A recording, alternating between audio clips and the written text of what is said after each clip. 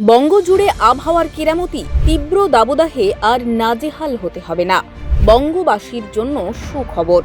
সারা সপ্তাহ জুড়ে দক্ষিণবঙ্গের প্রায় সব জেলাতেই কম বেশি ঝড় বৃষ্টির পূর্বাভাস দিয়েছে হাওয়া অফিস।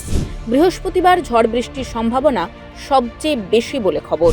সঙ্গে ঘন্টায় 30 থেকে 40 কিলোমিটার বেগে ঝোড়ো হাওয়ার সম্ভাবনা রয়েছে। হাওড়া, হুগলি, পশ্চিম মেদিনীপুর, ঝাড়গ্রাম, পুরুলিয়া, বাঁকুড়া, পশ্চিম বর্ধমান ও মুর্শিদাবাদে ভারী বৃষ্টির সম্ভাবনা রয়েছে।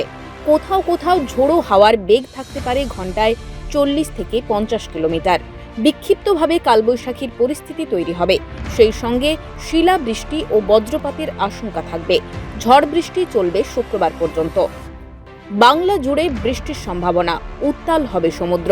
সেই সঙ্গে রয়েছে কালবৈশাখীর পূর্বাভাস। ওড়িশা ও বাংলা উপকূলে সমুদ্র উত্তাল থাকবে। বাংলার সমুদ্র উপকূলে জলোচ্ছ্বাসের আশঙ্কা রয়েছে।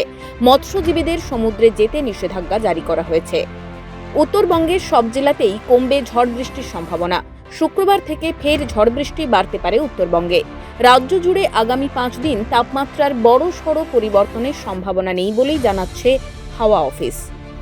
7ই মে পর্যন্ত বিকেল বা রাতের দিকে ঝড় বৃষ্টির সম্ভাবনা রয়েছে। বজ্র বিদ্যুৎ সহ বৃষ্টির সঙ্গে দমকা ঝোড়ো হাওয়া বইবে, এমনটাই জানিয়েছে হাওয়া অফিস। গত দুদিন দক্ষিণবঙ্গের বিভিন্ন জেলায় বজ্র বিদ্যুৎ সহ বৃষ্টির ফলে অনেকটাই কমেছে তাপমাত্রার পারদ। দক্ষিণবঙ্গের বিভিন্ন জেলায় সকালবেলা মেঘলা আকাশ থাকলেও রয়েছে হালকা থেকে মাঝারি বজ্র বিদ্যুৎ সহ বৃষ্টির সম্ভাবনা।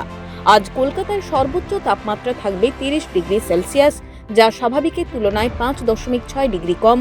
সর্বনিম্ন তাপমাত্রা থাকবে 23.4 ডিগ্রি সেলসিয়াস, এমনটাই জানাচ্ছে হাওয়া অফিস।